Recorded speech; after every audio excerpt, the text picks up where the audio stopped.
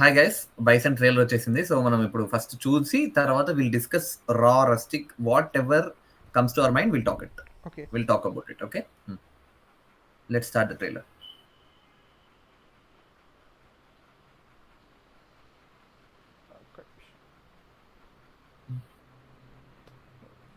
అది అవ్వకుండా చేద్దాం చూస్తున్నప్పుడు ఏంటిది పాపప్? ఓకే,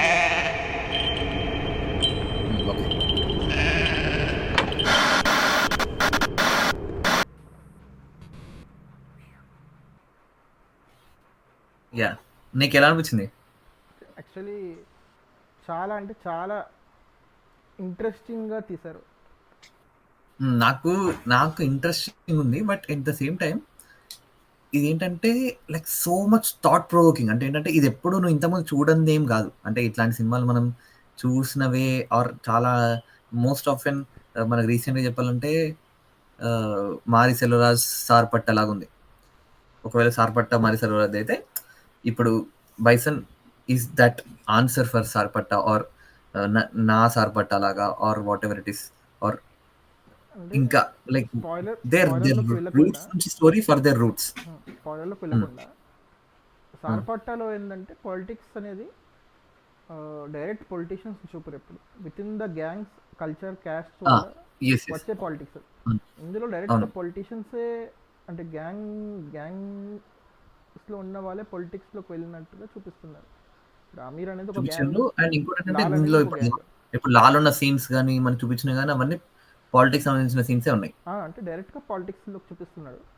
సో నాకు గెస్ ఏంటంటే రెండు అపోజింగ్ ఐడియాలజీస్ వీళ్ళు, అమీర్ గ్యాంగ్ లాల్ గ్యాంగ్ ఇద్దరు పాలిటిక్స్లో వెళ్ళబోతున్నారు. ఆ పాలిటిక్స్ కబడ్డీ మ్యాచెస్కి ఏంది సంబంధం మధ్యలో నీకు అంటే seated for the theatre. Like ఎందుకంటే చూడగానే థియేటర్లో చూడాలి అన్నంత ఎఫెక్టివ్ ఉంది. Plus music is so much like what is ఏమంటారు ఎమోషనల్లీ కనెక్టివ్ ఉంది. ఎందుకంటే ఎండ్ ఆఫ్ ద డే ఏదో గ్లోరిఫికేషన్ చేయాలి ఆర్ ఫుల్ హై బీట్స్ కొట్టాలి అనే దానికి లేకుండా కథకి ఎంత కావాలో అలానే ఉంది. ఎందుకంటే స్లోలీ బిల్డప్. ఇప్పుడు చూడు, నువ్వు ట్రైలర్ స్టార్ట్ చేసినప్పుడు కూడా ట్రైలర్ స్టార్టింగ్ లో ఏం మ్యూజిక్ లేదు, మెల్లగా స్టార్ట్ అయింది.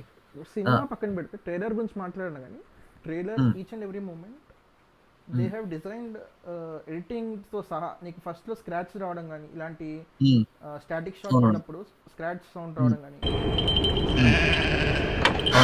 మేక సౌండ్ కానీ టీవీ స్టాటిక్ సౌండ్ రావడం కానీ చాలా చిన్న చిన్న డీటెయిల్స్ సబ్టిల్ డీటెయిల్స్ ఇవన్నీ నార్మల్ ఆడియన్స్ పట్టించుకోరు. అయినా కానీ ఇదంటే ప్రసారం అవుతున్నట్టు అంటే అర్థమైంది చూస్తున్నట్టు మనం అందరి నుంచి. సో ఎంత ఇంటెన్షనల్ గా తీసుకున్న చాయిసెస్ ట్రైలర్ మొత్తం.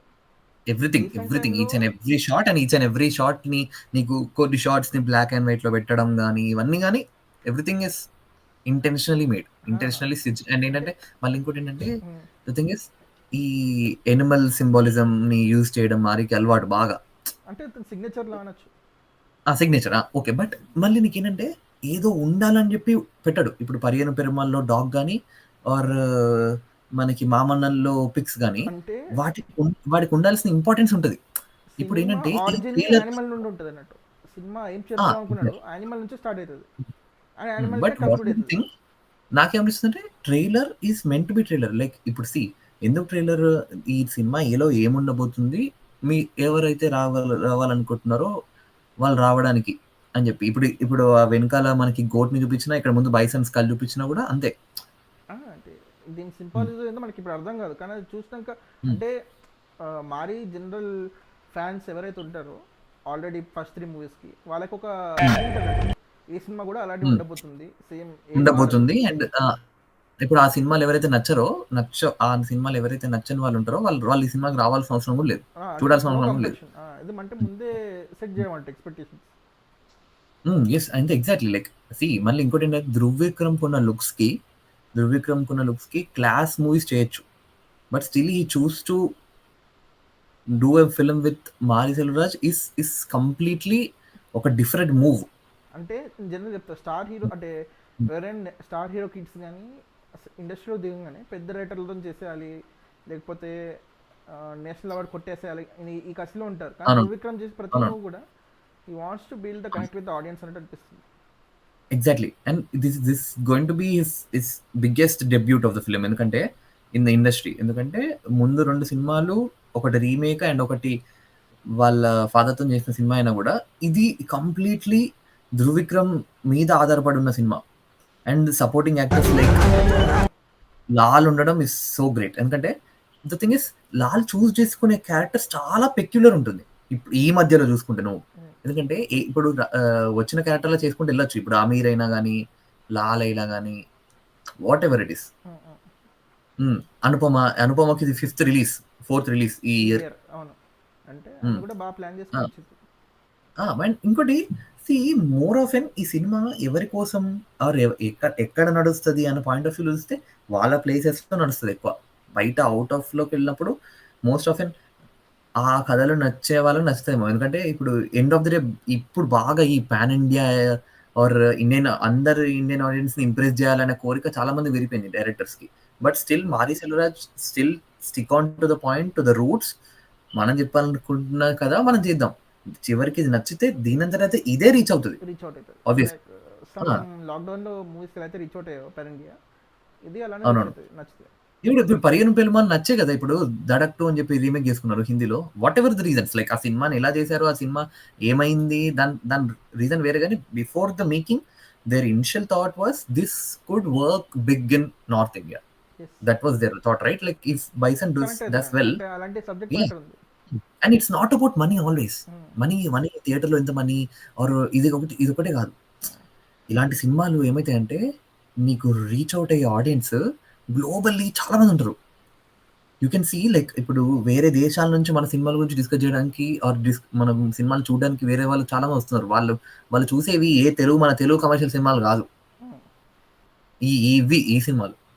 But okay, I'm seated for this and this is going to be one of the biggest release this Diwali అనుకుంటున్నాను నేనైతే, తమిళ్లో స్పెషల్ గా.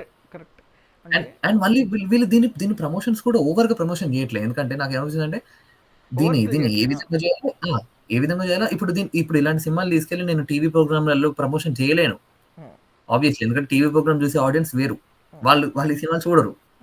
సో ఆబ్వియస్లీ ఆడియన్స్ తక్కువ. బట్ వర్డ్ ఆఫ్ మౌత్ బాగుంటే హిట్ అవుతాయి. ఇప్పుడు మారేశ్వర మిగతా సినిమాలన్నీ సక్సెస్ఫుల్ అవ్వడానికి కారణం అదే వర్డ్ ఆఫ్ మౌతే.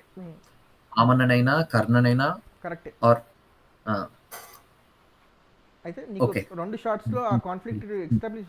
ధృవ్ అడుగుతారండు భరత్ గారి ఇంటర్వ్యూలో కూడా, ఎందుకు మళ్ళీ స్పోర్ట్స్ డ్రామా అంటే ధృవ్ ఇన్స్పిరేషన్ బాగ్ మిల్కా బాగ్ అన్నాడు. బాగ్ మిల్కా బాగ్కి దీనికి తేడా ఏమని చెప్పొచ్చు అంటే ఇందులో పొలిటికల్ యాంగిల్ అని ఉంటుంది. ఎందుకు ఉన్నది, పీపుల్కి దానికి సంబంధం ఏంటి, కబడ్డీ మ్యాచ్ సంబంధం ఏంటి, అదే ఇంట్రెస్టింగ్ ఉంటుంది సినిమాలో అని చెప్పారు. ఇక 2 షార్ట్స్ మనకి అదే ఎస్టాబ్లిష్ చేస్తారు ట్రైలర్లో. చూడు లాల్ అమీర్ వేసుకునే డ్రెస్సింగ్ కానీ, చుట్టూ పీపుల్ని కానీ చూసి నెక్స్ట్ షాట్ లో ఇంకో పొలిటీషియన్ చూస్తే నీకు కాంట్రాస్ట్ అర్థమైపోతుంది. అంటే సెటప్ చేస్తాడు, ఇక్కడ ఇంట్రెస్ట్ పెట్టేస్తాడు. నాకు మెయిన్ ఇంట్రెస్ట్ పాయింట్ ఇదే సినిమాలో. పెద్ద యాక్టర్స్ అంటే actor in the sense the thing is the characters. మళ్ళీ లైటింగ్ చాలా లో ఉంటది ఎందుకో నాకు అర్థం కాదు. మరి choose to do like that or ఏమో తెలియదు. కానీ కర్ణన్ కానీ మామనన్ కానీ like lighting intentionally low and colour grading is always wantedly made ఇట్లా ప్యాలెట్గా చేద్దామని కావాలని. ఏమో దాన్ని అంటే ఇది ఒక డల్ స్టోరీ ఆర్ వెజినెన్స్ నుంచి వస్తున్న స్టోరీ అని చెప్పి పోర్ట్రే చేయడానికి. ఎందుకంటే మన తెలుగులో ఇవే సినిమాలు, మలయాళం సినిమాలు కానీ తమిళ సినిమాలు కానీ తీసుకొచ్చి రీమేక్ చేసుకుంటున్నప్పుడు ఫుల్ లైటింగ్ పెట్టేస్తారు. అప్పుడు ఏమవుతుందంటే మనకి ఒరిజినల్ ఫీల్ రాదు. ఆబ్వియస్లీ మన ఒరిజినల్ మన సినిమా చూస్తున్నప్పుడు మనకు రాదు. ఇప్పుడు ఏమవుతుందంటే మనకి ఒరిజినల్ చాలా బాగుంది అనిపిస్తుంది. ఎందుకంటే మారీ సెల్వరాజ్ ఫిల్మ్స్ కానీ పారంది సినిమాలు కానీ నీకు ఒరిజినల్లో ఉండే కలర్ గ్రేడింగ్, వాళ్ళు చూసింగ్ కలర్స్. ఇప్పుడు మద్రాస్ చూసుకున్నా కూడా నీకు మద్రాస్ ఒక కలర్ టిపికల్ కలర్ టోన్ ఉంటుంది. సార్పట్ట కూడా ఒక టిపికల్ కలర్ టోన్ ఉంటుంది. ఆ కలర్ టోన్ నువ్వు when you want to remake you will always చూస్. ఎందుకంటే తెలుగు వాళ్ళకి ఎక్కువ బ్రైట్ కలర్ సిస్టమ్. నువ్వు అది చూస్ చేసుకున్నప్పుడు ఆ కథలో ఉండే ఫీల్ పోతుంది. ఎందుకంటే ఆ కథలు dull stories most of them. ఇప్పుడు తెలియదు ఎగ్జాక్ట్లీ తెలుగులో ఎందుకు స్టూడియో లైట్స్ అంటే లైటింగ్ స్పెసిఫిక్గా చాలా లైటింగ్ అని కాదు, ప్రొడక్షన్ డిజైన్ నుండి ఇదే బిల్డింగ్ కానీ ఏది కానీ చాలా డెకరేటివ్ అంటే తెలిసిపోతుంది అది సెట్ డెకరేటివ్ అండ్ బ్రైట్. ఇప్పుడు మోస్ట్ ఇప్పుడు నీకు మన బోయపాటి సినిమాలు కానీ చాలా బ్రైట్ ఉంటాయి. బ్రైట్ అని కాదు, ఎగ్జాక్ట్ చెప్తాను పదం. ఓకే, ఎగ్జాక్ట్ అంటే చూసింగ్ ఆఫ్ కలర్స్ మేబీ రెండు మిక్స్ అవ్వు. లైట్ ఒకటి ఉంటుంది సపరేట్ గా, ప్రొడక్షన్ సపరేట్ ఉంటుంది. అంటే సినిమా అనేది అన్ని ఆర్ట్స్ కలవడం కదా. తెలుగు సినిమా ఇష్యూ ఏమవుతుందంటే ప్రతి ఒక్కరు వాళ్ళ బెస్ట్ ఇస్తారా అనుకుంటారేమో కానీ అవుట్పుట్ అవసరం దానికంటే ఎక్కువ ఇస్తూ ఉంటారు. లైటింగ్ కానీ, కెమెరామ్యాన్ కానీ. ఇప్పుడు ప్లే చేయి ఇంకొన్ని సీన్స్. అంటే చాలా వరకు అంబియంట్ లైటింగ్ వాడినట్టు తెలుస్తుంది. న్యాచురల్ షాడోస్ న్యాచురల్ షాడోస్ అంటే ఇప్పుడు మన మలయాళ సినిమాలు కూడా నీకు మహేష్ ప్రతికారంగానే నీకు అసలు కలర్ గ్రేడింగ్ అనేది చేసినట్టు కూడా నీకు అనిపించదు, వీళ్ళు చేయలేదేమో కలర్ కరెక్షన్. జనరల్ గా నా ఒపీనియన్ లో ఎందుకు చేస్తారంటే సినిమా అంతా ఒక యూనిఫామ్ లుక్ రావాలని, దానికి ఒక సినిమా అంటే ఏదో క్లిప్స్ అటాచ్ చేసి ఉండకుండా యూనిఫామ్ లుక్ రావాలని కలర్ కరెక్షన్ చేస్తారు. ఈ సినిమా అంటే రియాలిటీకి దగ్గర ఉండాలని. మారీ సెల్వరాజ్ ఏంటంటే స్పెసిఫిక్ గా బ్లాక్ అండ్ వైట్ వాడుతుంటాడు ఇంపాక్ట్ఫుల్ సీన్స్ కి, ఫ్లాష్ బ్యాక్ కానీ వైలెంట్ సీన్స్ కి కానీ బ్లాక్ అండ్ వైట్ వాడుతూ ఉంటాడు. మన వడివేలును మన ఉదయ్ స్టాలిన్ చిన్నప్పుడు ఒక బ్యాక్ స్టోరీ ఉంటుంది మన మామన్నలు, సో ఎఫెక్టివ్. ఆ కంప్లీట్ ఎపిసోడ్ మొత్తం బ్లాక్ అండ్ వైట్ ఉంటుంది. నీకు థియేటర్లో బావి సీన్ ఇవన్నీ సీన్ బ్లాక్ అండ్ వైట్ ఉంటుంది. ఎందుకంటే హీ ఇంటెన్షనల్లీ నువ్వు ఆల్రెడీ నా సినిమాకి వచ్చావంటే you know what I'm going drive with, మళ్ళీ intentionally I want to show you specifically చూడు అని చెప్పి ఇలాంటివి కూడా, ఇలాంటి షార్ట్స్ కూడా నాకు అర్థం కావట్లేదు. ఫ్లాష్ బ్యాక్ లో బ్లాక్ అండ్ వైట్ వాడతాడు, ఇలాంటి సీన్స్ ఎందుకు వాడాడని ఇంట్రెస్టింగ్ ఉంది. ఇంట్రెస్టింగ్. అవును. ఇంకోటి ఏంటంటే ఈ సినిమాలు చూసే వాళ్ళతో పాటు ఈ సినిమాల్లో మారీ సెల్వరాజ్తో పనిచేసే వాళ్ళు కూడా మేబీ అతని మైండ్ సెట్ అండ్ అతని మైండ్ సెట్ తో ఉండే వాళ్ళనే దగ్గర ఉంచుకుంటాడు అనిపిస్తుంది నాకు. ఎందుకంటే సంతోష్ నారాయణ కానీ ఇప్పుడు ఇందులో కొత్త మ్యూజిక్ డైరెక్టర్ నివాస్ అంటే అతని క్లోజ్ వాళ్ళు టాలెంటెడ్ పీపుల్ నే తీసుకొస్తారు. సంతోష్ నారాయణ తీసుకొస్తే ఈ సినిమా బడ్జెట్ లో సెట్ కాదని ఇప్పుడు Santosh Narayana exactly. And associate అయ్యే వాళ్ళు కూడా వాళ్ళ మైండ్ సెట్స్ కానీ వాళ్ళ సోషల్ మీడియా ప్రొఫైల్స్ కానీ మోర్ ఆఫెన్ ఈ మన అంబేద్కర్ అండ్ ఇప్పుడు దేవుడు నమ్మకపోవడం అనేది వీళ్ళ ఉద్దేశం కాదు. కానీ ఇప్పుడు ఈ సినిమా టైటిల్ కూడా కాలమాడన్ అని పెడదాం అనుకున్నారంట. కానీ కాలమాడన్ అయితే మళ్ళీ డబ్బింగ్ చేసినప్పుడు వేరే లాంగ్వేజ్ లో టైటిల్ ఊకే మార్చాల్సి వస్తుందని చెప్పేసి సరే బైసన్ అని పెట్టి కింద ప్రతి లాంగ్వేజ్ లో కాలమాడన్ అనే వస్తుంది, బైసన్ కాలమాడన్ అని. బట్ ద థింగ్ ఇస్ అంటే ఇంకోటి కూడా ఉంది, వీళ్ళలో దేవుడు ఉంటాడు. అంటే నువ్వు చెప్పు ఫస్ట్, తర్వాత టైటిల్ గురించి చెప్తా. ఓకే, నా పాయింట్ ఏంటంటే రూరల్ గాడ్స్ ని పోర్ట్రే చేసే విధానం కాంతారాలో ఒకలా చేస్తే, మన బలగంలో ఆర్ మన తెలంగాణ సైడ్ ఒకలాగా చేస్తే, మన ఆంధ్ర సైడ్ ఒకలా చేస్తే, తమిళనాడులో నుంచి వచ్చే ఈ పర్టిక్యులర్ ఏదైతే ఆథెంటిసిటీ ఆర్ మన పొలిమేర దగ్గర ఉండే దేవుళ్ళు ఆర్ ఊర్లలో వాళ్ళు మాత్రం మొక్కే దేవులని ఇప్పుడు కర్ణన్లో కానీ వీటిలో చూపించిన విధానం, ద థింగ్ ఇస్ వాళ్ళని మొక్కే వాళ్ళకే ఆ విషయం తెలుసు, ప్లస్ నీకు తెలీదు, కానీ వాళ్ళు మొక్కే ఒక ఫీల్ నీకు అర్థం అవ్వాలి అని చెప్పే సీన్లు చాలా ఉంటాయి మారిసెల్వ సినిమాలో. ఇప్పుడు నీకు మారిసెల్వ సినిమాలో ఏంటంటే ఒక దేవుడు ఉంటాడు కర్ణన్లో, అండ్ ఇప్పుడు ఇందులో కూడా మనకి దేవుడు షార్ట్స్ కానీ వీళ్ళు ఒక మెయిన్ సాంగ్ రిలీజ్ చేశారు, ఒక 6 minute సాంగ్ కాలమాడన్ అని. ఆ దేవుళ్ళు అనేది the symbolism of Hinduism, but they don't want to be in a Sanghi mode. Like not we just don't want to be into that mode where we only proclaim that we are Hindus, but we also have many other problems to discuss అని చెప్పి. అంటే మేము హిందువులంగా ఉన్నా are మాకు విలేజ్లో మాకు సొంత గాడ్లు దేవుళ్ళు ఉన్నా కూడా మాకంటూ డిస్కస్ చేయాల్సిన ప్రాబ్లమ్స్ చాలా ఉన్నాయి. ఎందుకంటే అణచివేత గురైన అనేది మెయిన్ ప్రాబ్లం. దాని గురించి డిస్కస్ చేస్తాను నేను. దానికి డిఫరెంట్ ఫార్మ్స్ కాకుండా మొన్న పాలిటిక్స్ లో నేను మామని చేసుకుంటే, అంతకుముందు పోలీసులు అణచివేత అని చెప్పి నేను కర్ణాన్ని చేసుకుంటే, అంతకుముందు ఒక లవ్ స్టోరీ దాన్ని అప్రోచ్ చేస్తే ఒక పేరెంట్ అది పరిగెలు ప్రేమలు. ద థింగ్ ఇస్ ఇక్కడికి వచ్చేసరికి ఒక గేమ్, ఒక స్పోర్ట్ ని యూజ్ చేసుకున్న పాలిటిక్సా లేకపోతే పాలిటిక్స్ ని యూజ్ చేసుకునే గేమా, like whatever it is. But నువ్వు ప్లాట్ చెప్పేస్తావు అనిపిస్తుంది. నేను అనుకుంటున్నా చెప్తున్నా రిలీజియన్ బేస్డ్ ఉంటది ఇక్కడ కాన్ఫ్లిక్ట్. క్లియర్ గా అంటే ఇప్పుడు ఒక పొలిటిషియన్ ట్రైలర్ 3 minutes, ఇంకో పొలిటిషియన్ నార్మల్ గా బ్లాక్ షాల్వా వేసుకుని ఉంటాడు. సో అక్కడే కొంచెం రివీల్ చేస్తాడు. అండ్ ఇంకోటి ఏంటంటే 3 minutes ప్లస్ ఉన్న ట్రైలర్స్ అన్ని నువ్వు చూసుకో. మన అర్జున్ రెడ్డి దగ్గర నుంచి రీసెంట్ గా వచ్చిన మన యానిమల్ వరకు 3 minutes పైన ట్రైలర్స్ ఉన్నాయంటే he just wanted to let you know what he's making for you, what is cooking for you. Story అర్థం కావట్లేదు. స్టోరీ ఏమో మనం ఫ్లూక్ ఏమో కానీ స్టోరీ అర్థం కావట్లేదు. But what it is about 3 minutes 4 minutes పెట్టి స్టోరీ అంతా చెప్పేస్తారు. హిందీ సినిమా ట్రైలర్ కానీ ఇప్పుడు తామా ట్రైలర్ స్టోరీ అంతా కట్ ఉంటాయి ట్రైలర్. ఎట్లా అంటే ఫస్ట్ ఓపెన్ చేస్తారు ట్రైలర్, ఆ ఫస్ట్ సీన్ ఏమైతే ఉంటది, విలన్ ని కలిసే సీన్ ఉంటది, హీరో విలన్ కాన్ఫ్లిక్ట్ ఉంటది, క్లైమాక్స్ ఏమొస్తుందో అది పెడతారు. ఆ క్లైమాక్స్ మళ్ళీ ఒక తీసుకుంటాడు అనమాట. ఎమోషనల్ గా ఎండ్ చేస్తాడు ట్రైలర్. అంతే. సో ఆ ప్యాటర్న్ ఏం లేదు ఇక్కడ. ఏంటంటే వరల్డ్ ఇంట్రడ్యూస్ చేశాడు, కాన్ఫ్లిక్ట్ ఏదో చిన్న హింట్ ఇచ్చాడు, ఎడిటింగ్ అంతా సూపర్ ఉంది. అసలు మళ్ళీ టీవీ నీకు స్టాటిక్ ఎందుకని. చిన్న ఇంచే ఉంటది తెలుసా స్టోరీ. ఇప్పుడు ఏదైతే వీళ్ళకి ఒక రైవల్రీ ఏదైనా లేకపోతే ఏదైనా ఒక వడిస్తే ఏదో ఒక ఇష్యూ అనేది ఒక చిన్న ఇష్యూ ఉంటది, చిన్నది. ఆ చిన్న ఇంచు నుంచే నీకు చిచ్చు అండుకొని మంట వస్తుంది. దాన్ని షోకేస్ చేస్తాడు ప్యూర్గా ఇక్కడ. అంటే కబడ్డీ అనే స్పోర్ట్ అది పక్కన పెడితే అది కూడా క్రేజీ కాన్సెప్ట్ సినిమాలు తీయడం. అసలు 1990కి పోయి అప్పటి ఇష్యూ ఏదో హైలైట్ చేయబోతున్నాను నా టాపిక్ ఇక్కడ. అంతే కదా, అంతే. రిలవెంట్ ఉండే ఒక టాపిక్. అవును, ఇప్పటికీ రిలవెంట్ ఉంటే ఒప్పుకో. అండ్ ఇప్పటికీ చాలా మంది ఫేస్ చేస్తున్నారు చాలా విలేజెస్లలో ఇలాంటి ఇష్యూస్. మనం అనుకుంటాం మనకు కనిపించకపోయినంత మాత్రం లేదని కాదు కదా, ఆబ్వియస్లీ. కూడా సార్ ప్రతి దగ్గర, ప్రతి సెలక్షన్లో, నీకు అందేందుకు ప్రతి కార్యకర్తని నిర్ణయించే మన పొలిటికల్ పార్టీలో కూడా there is a selection where they will choose you based on your colour, caste or whatever it is. దాన్ని షోకేస్ చేసి ఒత్తి చెప్పినాం అనుకో అది తప్పు.